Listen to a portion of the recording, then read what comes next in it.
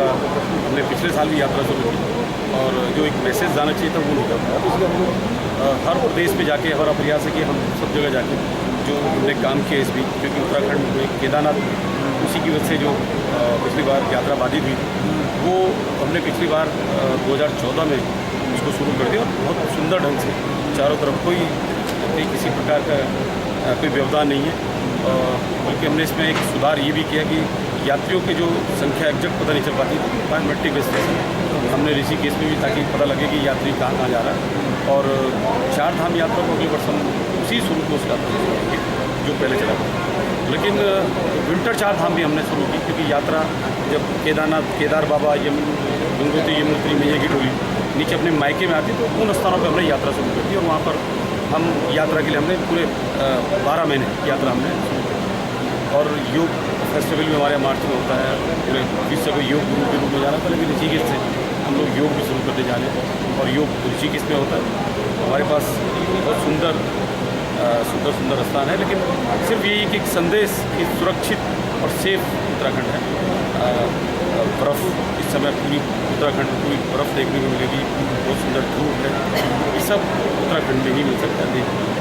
Sir, for this financial year, what is your budget for tourism at Uttarakhand? Budget की कोई कमी नहीं, उसमें हमें जो भी इंफ्रास्ट्रक्चर डेवलप जो समाप्त हो गए थे उनको हमने रीडेवलप करके हमने उन सब स्थानों पर हम तैयारी कर रहे हैं। और जब तक यात्रा शुरू होती है मार्च अप्रैल में, मई में, तब तक हम जो कमी आऊगी उसको भी हम दूर करेंगे। What is the total visitors during the last year and what is your target for this year, sir? देखिए, आपदा से पहले तो ये संख्या करोड़ों में हुआ करती है, लेकिन पिछली बार जब 2013 में आपदा आई थी तो उसके बाद चूँकि पूरी तरह समाप्त हो गई तो बंद हो गई। 2014 में करीबन 5 लाख से ऊपर यात्री केदारनाथ बद्रीनाथ आए और हमने ये कदम इसलिए भी उठाया कि अगर हम कदम आज उठाते तो हो सकता 5 लाख आज होते तो थोड़ा, क्योंकि हमने वो पहले 1 साल पहले ये कदम उठा दिया कि हमने यात्रा के लिए मार्ग हमने खोल दिए थे, सारी चीज़ें। अब उम्मीद करते हैं कि ये 50 लाख से ऊपर यात्री पहुँचेंगे। Sir, and the visitors are more from south, north or from the abroad? पूरे देश के लोग जाते हैं, पूरे देश के लोग आते हैं। And what are your plans for this financial year, sir, for tourism?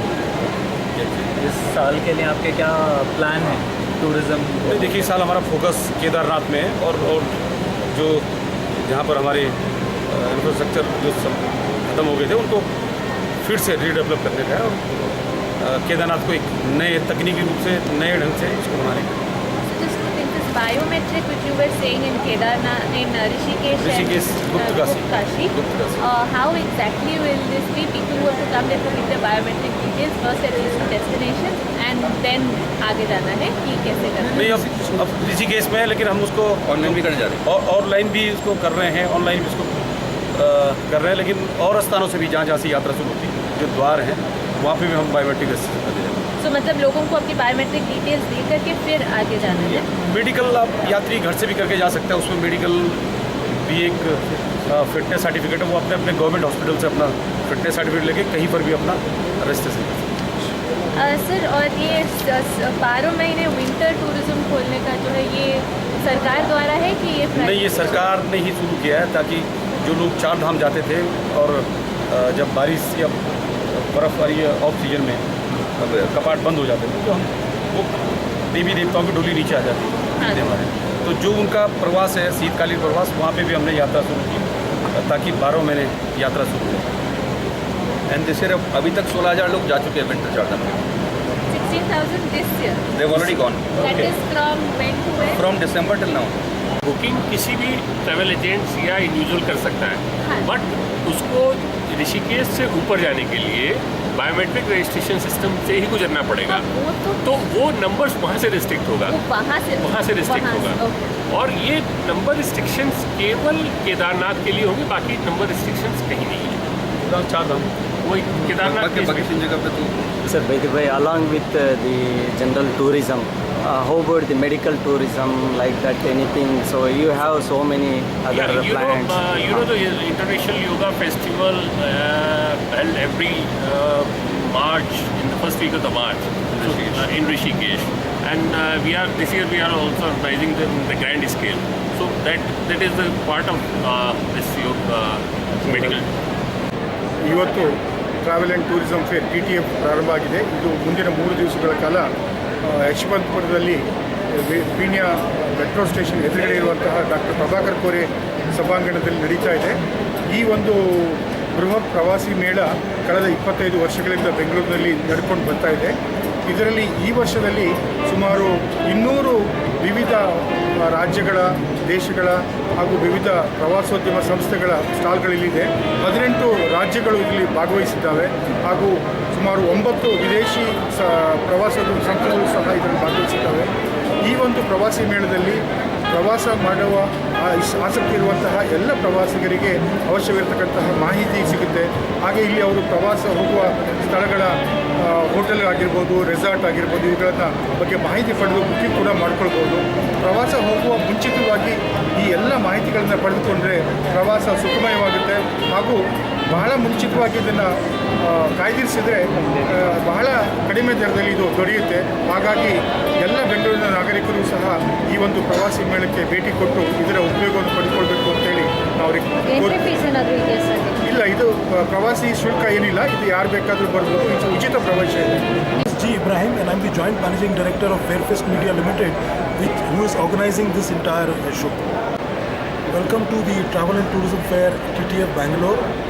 TTF Bangalore is a part of India's largest network of travel shows, which we do in 10 cities, and Bangalore is one of our important locations. And this year we have about more than 180 participants. Compared to last year, we had about 160 participants. So, and last year we had about 7,000 visitors. This year we hope that the visitors will be much more than that. So this is the increase in the participation is an indication that the tourism industry is going steady. You see, the economy is also steady, mostly because of the revival in the economy and the policies of the various state governments as well as of the central government. And we have participants here from all over India and even some from abroad, from 19 states and from 9 countries. So they have all come here to invite the people of Bengaluru and the people of Karnataka to visit their destinations. And of course, medical tourism is one of the important growing areas in tourism now. And many of the states, like for example, Kerala is here in a big way. Ayurveda is very big in Kerala. Ayurveda and wellness is also very big in potential in states like Uttarakhand, Himachal, and all of them are here. Not only medical tourism, adventure tourism is there, religious tourism is there, and sports tourism is there. MICE tourism is there, which is about meetings, incentives, conventions, exhibitions. So they are all here to target the people from Bengaluru, people who are very, who have got a lot of, disposable income, and because of also the fact that Bangalore is the IT city and is a corporate hub of India.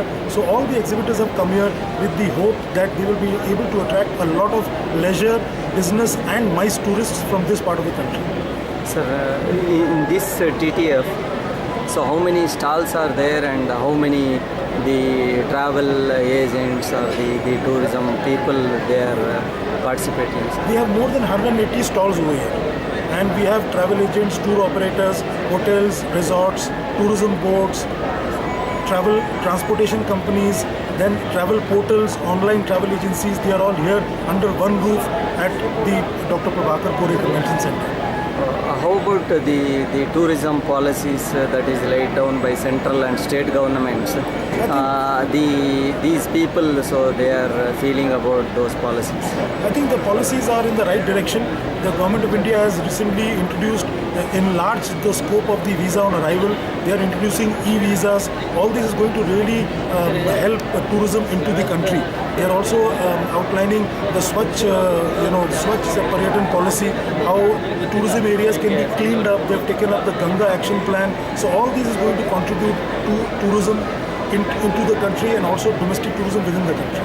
How about the foreign visitors, sir? Foreign visitors are going to be helped a lot, foreign tourist arrivals, because of this visa on arrival and because of the e-visa.